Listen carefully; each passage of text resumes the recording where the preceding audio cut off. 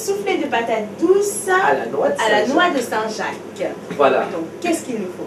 Déjà des patates douces. Des patates douces, Oui. surtout les éplucher. Oui. Normal. On va le mettre avec la peau. Voilà. Les éplucher. Après, les mettre dans une casserole avec de l'eau, avec un peu de sel. Les faire cuire à l'eau comme des pommes de terre. Hein. Comme des pommes de terre, vous les faites cuire. Et vous contrôlez avec le couteau. Quand c'est cuit, il faut compter à peu près entre 20 et 25 minutes selon la grosseur. Selon la grosseur, ça a été coupé. Il faut compter à peu près 20 et 25 minutes de cuisson. Je parle de cuisson, la patate douce à l'eau.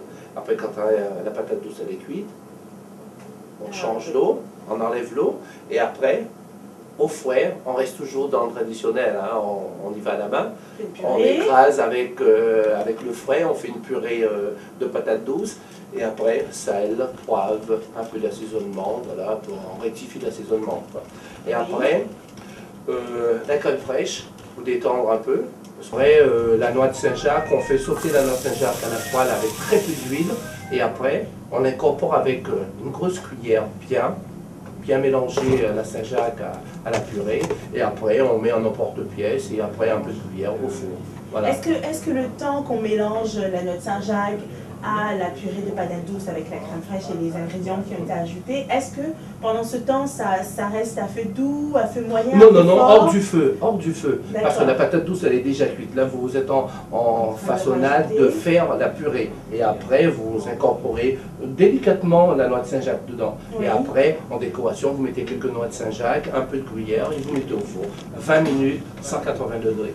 D'accord. Et le temps de préparation? Moi, je dirais temps de préparation quand même. Moi, je compte à mon niveau, temps de préparation, je dirais une bonne quinzaine, 20 minutes. Donc ça va, voilà. C'est quand même rapide. C'est rapide quand même. Voilà. Un petit plat. Petit apéro. Peut-être si quelqu'un arrive surprise à la maison, on a de quoi... On a le temps. D'accord.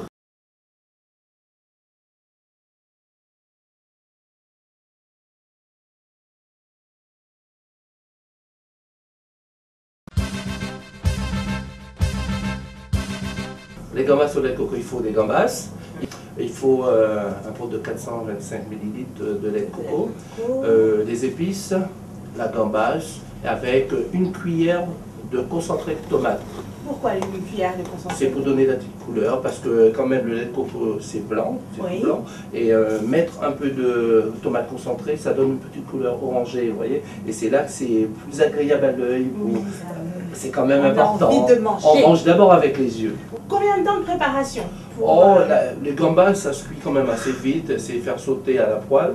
Oui. Et après, rajouter le lait de coco avec les épices, et après, la petite cuillère de concentré de tomate pour donner la couleur, et c'est tout. Après, rectifier l'assaisonnement, sel, poivre, traditionnel, quoi. Laisser mijoter, je dirais, 2-3 petites minutes. Oui, vraiment pas plus, hein, parce qu'après les gambas, elles sont pas très... Non, il faut 2-3 minutes, c'est nickel. D'accord.